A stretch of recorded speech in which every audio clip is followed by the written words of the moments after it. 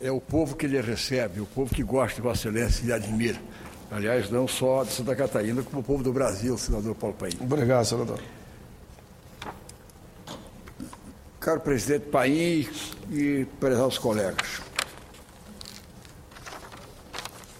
vou trazer um tema que, deveras, o Brasil, ele tem opções e começa a cada vez mais a fomentar essa tese, em função dos tempos, que é o assunto sobre biocombustíveis e a nova matriz energética.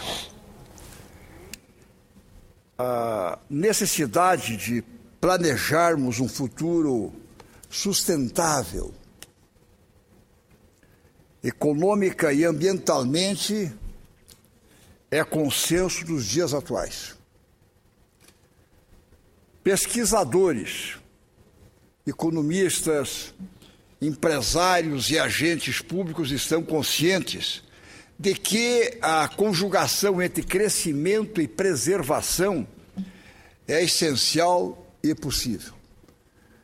Então, eu sei que não há unanimidade, como na tese agora levantada pelo senador Eduardo Lopes, nos tempos que são inviolados, que Vossa Excelência está propondo na comissão, unanimidade não tem jeito. Tá? Há o direito de pensar, de defender. Tá? Aliás, nem Cristo conseguiu unanimidade. Nem Cristo conseguiu unanimidade. Mas o direito de garantir, eu acho que isso é fundamental. E eu diria que este tema, eu sei que há algumas resistências que pensam um pouco diferente, mas eu acho que temos que debater a questão dos biocombustíveis no Brasil.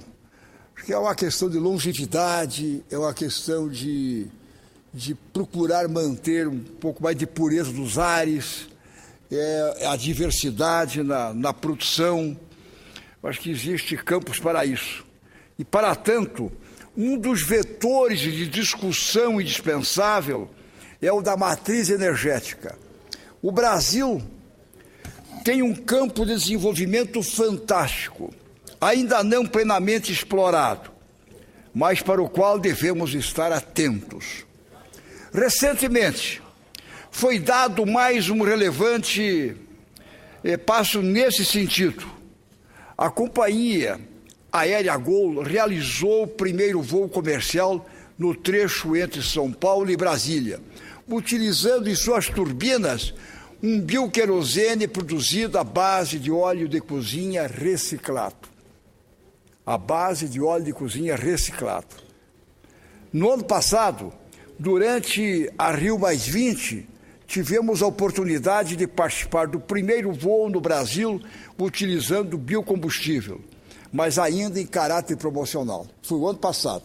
Agora, há poucos dias, houve um voo experimental de óleo de cozinha reciclado da Gol de São Paulo até Brasília. Faz questão agora de umas 3 semanas. Pela falta de escala, os custos de produção do querosene ecológico, com as mesmas características do combustível fóssil, ainda são elevados. O objeto maior da iniciativa, que se repetirá durante a Copa do Mundo, no ano que vem, é sensibilizar autoridades e empreendedores da viabilidade do negócio. Além do óleo de cozinha reciclado, que tem grande valor simbólico, há uma série de matérias-primas adequadas para a produção de biocombustíveis que já estão sendo utilizadas no Brasil. Já produzimos biodiesel a partir de pinhão manso. Por sinal, Santa Catarina produz na região de Monte Castelo, na região de Papanduvas, no norte do estado.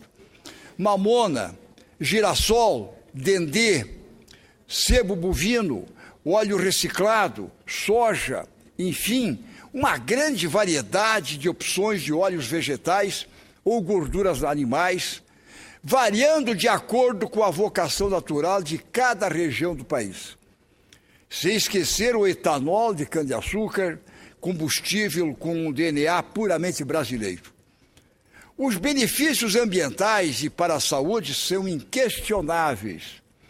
Pesquisas no Conselho Nacional de Biodiesel dos Estados Unidos demonstraram que a queima de biocombustível pode emitir, em média, 48% menos monóxido de carbono.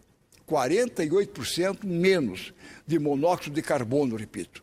47% menos material particular e particulado, que significa a questão daquele material particulado em função de penetrar nos pulmões, de poluir os pulmões. E 67% menos hidrocarbonetos. No campo econômico, além da redução da dependência do combustível fóssil, temos a possibilidade de desenvolvimento de uma extensa cadeia produtiva, que vai das indústrias produtoras e refinadoras até a produção de matéria-prima, envolvendo agricultores familiares em todos os cantos do país. E aí é que está. E todo mundo sabe hoje da importação da importação que nós temos de derivados de petróleo, e a balança comercial do Brasil está sendo arcada, está sendo pesada, está um drama, porque nós importamos derivados de petróleo, o Brasil não tem autossuficiência, e aí está um desequilíbrio na balança que há muitos anos não havia desse tamanho. E nós temos condições de, aqui num país continente como o nosso, de diversificar, levando inclusive a agricultura familiar, estimulando as pessoas que estão no meio, nesses ambientes que podem produzir, estimulando, como já existe um incentivo para isso hoje, mas há espaço para crescer, sem dúvida alguma. As empresas que hoje atuam no setor, congregadas na Ubrabio, que é a União Brasileira de Biodiesel e Bioquerosene, investem permanentemente em pesquisas e desenvolvimento de novas tecnologias. Os resultados já são notáveis. Até agosto de 2013, até agosto deste ano, de acordo com dados da Agência Nacional do Petróleo, já foram produzidos 12 milhões de barris de biodiesel, 10% a mais do que o produzido no mesmo período do ano anterior. A entidade, contudo, alerta para a necessidade de incrementar a utilização do biodiesel, não apenas pelo viés da sustentabilidade, mas igualmente pelos benefícios econômicos.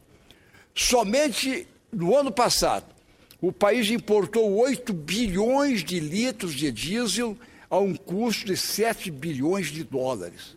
Só no ano passado. Este ano é mais. Enquanto o setor de biodiesel sofre com uma ociosidade média acima de 60%, o país continua importando diesel de petróleo e exportando metade da safra de soja e em grão, sem a desejável agregação do valor. Pois bem, então nós estamos subindo com a importação dos derivados do petróleo, que é o biodiesel, que nós não temos refinarias insuficientes produzindo aqui no Brasil. Estamos importando, então, os derivados e, ao mesmo tempo, da onde se pode produzir o biodiesel, que os subprodutos da soja, nós estamos exportando a metade em grãos. A metade mandamos em grãos para fora e não produzimos aqui. Quer dizer, é alguma coisa que é um campo que nós temos para desenvolver extraordinário, agregar valores, aproveitarmos aqui, oferecer mão de obra aqui, não lá fora. Quer dizer, há muito planejamento ainda, muito para colocar os pés no chão e tentarmos avançar nesses espaços. A mudança passa também pelo poder legislativo. Em janeiro de 2008, entrou em vigor a legislação que instituiu o B2, ou seja, a obrigatoriedade de mistura de 2% de biodiesel ao combustível fóssil. Meses mais tarde, portanto, em julho, já avançamos para o B3. Um ano depois, o B4, quer dizer, a mistura de 4% de biodiesel no diesel, que é um combustível fóssil. E o biodiesel é produzido por produtos aqui no Brasil, vegetais, e que poluem bem menos. Em janeiro de 2010, entrou em vigor a obrigatoriedade do B5, índice vigente até hoje. De 2010 até hoje, nós não aumentamos a mistura do biodiesel ao diesel. Algumas cidades brasileiras adotam iniciativas louváveis. Boa parte de sua frota de ônibus circula com uma mistura de B20, portanto 20% de mistura, como é o caso de São Paulo. Outras, como Curitiba, já têm veículos circulando com 100% de biodiesel. E isso, sem dúvida, alguns resultados no que tange a poluição são extraordinários. Mas é hora de avançar, e já estamos prontos para isso. Devemos refletir sobre um avanço de B5 para B7, com aumento gradual para B10 e B20, até o fim da próxima década. O uso de B20 metropolitano no transporte público das grandes cidades é outra medida de viabilidade imediata.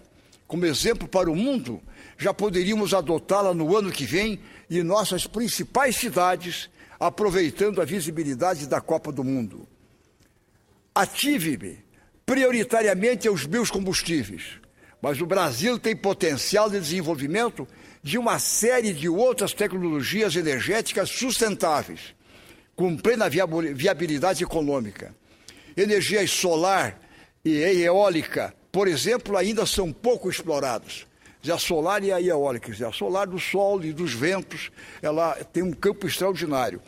A geração de energia elétrica a partir da força das águas já é uma realidade, assim como as usinas de biomassa. Por exemplo, em Lages, Santa Catarina, na Serra Catarinense, já temos uma usina que usa as sobras da indústria madeireira, os cavacos de madeira, para produzir energia elétrica e, ao mesmo tempo, preservar o meio ambiente. As pequenas centrais elétricas, hidroelétricas, são um modelo de sucesso, especialmente no sul do Brasil.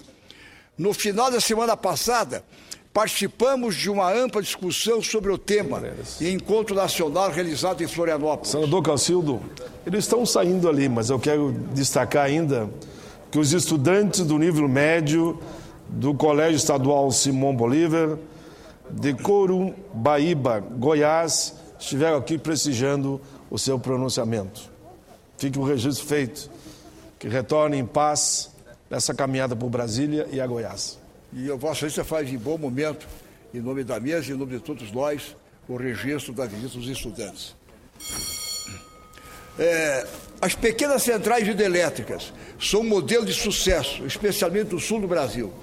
No fim da semana passada, participamos de uma ampla discussão sobre o tema em encontro nacional realizado em Florianópolis, reunindo empresários de toda a cadeia produtiva, especialistas, representantes do governo e investidores.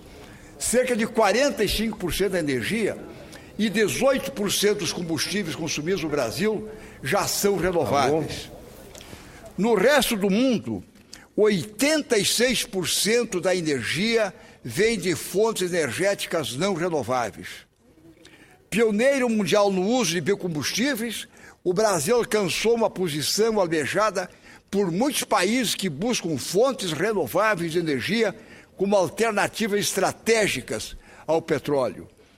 Ainda podemos avançar mais e assumir a liderança mundial neste vital segmento, tornando-nos verdadeiramente exportadores de conhecimento e tecnologia.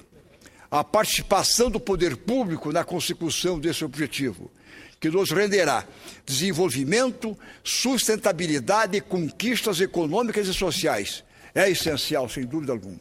Por isso, como no mundo 86% praticamente da energia ela é finita, ela é fóssil, ela é de carvão, ou é de petróleo e assim por diante, nós no Brasil, a maioria também, mas estamos avançando numa energia renovável, que ela vem dos ares, vem do sol, vem da biomassa, aí vem desses produtos vegetais, como é o biocombustível, como é o etanol, e nós não dependemos da questão de importar, da questão da balança de pagamentos, então precisamos fortalecer essa cadeia, fortalecer esse setor, que uma das questões ajuda no controle da balança de pagamentos, no nosso equilíbrio com o mundo, e ajuda em oferecer mão de obra.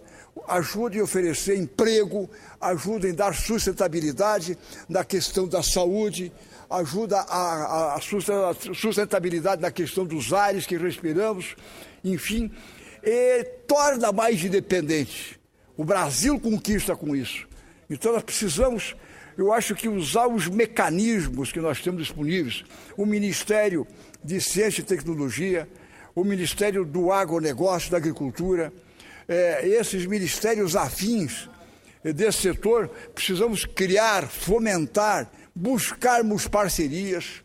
Tem fundos internacionais interessados em aplicar, porque é energia limpa, e há fundos internacionais que são de longo prazo, de aposentados de outros países que gostariam de aplicar nesse setor, e há condições para isso. Então, o campo que existe é fenomenal, e nós temos que perseguir isso, nós temos que avançar nesses setores, nós temos grandes reservas, nós temos condições para isso. Então, querer é poder, nós temos que agir. Eu acho que é vontade, eu acho que isso é bonito, é lindo. Nós temos que partir para essas questões fundamentais, para não ficar dependentes disso, daquilo, e ajudarmos a encontrar soluções caseiras, quer dizer, nacionais, nossas daqui. Isso é fundamental.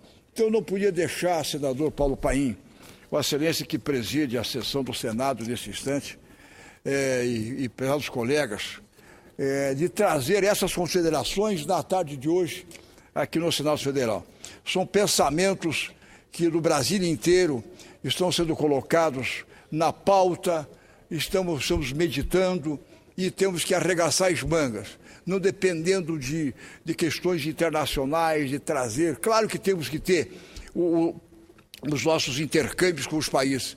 Nós temos condições, por exemplo, a produto da soja, nós exportamos a metade em grãos. Vamos conseguindo, vamos continuar mandando. Em vez de mandar o produto bruto, vamos enviar então, ou exportar o óleo que nós temos em excesso, o azeite, vamos exportar a farinha de soja, o farelo, aquilo que nós temos em excesso, nós vamos mandar para os outros países, claro, vamos fazer o intercâmbio, mas usarmos aquilo que nós temos condições para nós. Eu acho que essa capacidade de nós industrializarmos aqui, nós temos condições de fazer com que avancemos mais. E temos que usar esse potencial. São as considerações que trago e agradeço a Vossa Excelência, senador Paulo Paim, pela tolerância também de nós estarmos aqui nesta tarde, trazendo a meditação de todos esse tema que considero fundamental. Muito obrigado. Parabéns, senador Casulo Maldani, com a competência de sempre, trazendo assuntos